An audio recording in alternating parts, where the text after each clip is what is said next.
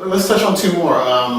Hashimoto's, hypothyroiditis. Right. Very common. Very, very common. Probably the second most common autoimmune condition with gluten sensitivity. The first is diabetes.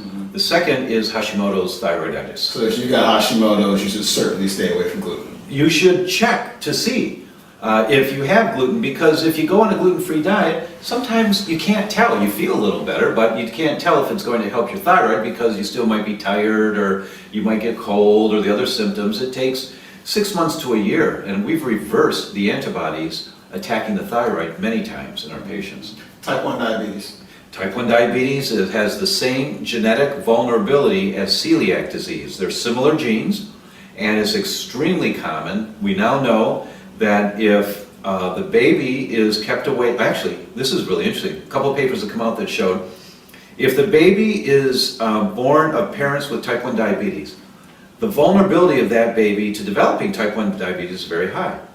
If they titrate and give that baby a little bit of gluten at the right age, between 3 and 6 months, just a tiny little, like an eighth of a thumbnail every once in a while, the baby builds a tolerance up to gluten, and then they don't give the baby gluten in their life, but when these kids go to school, they get it sometimes and all that.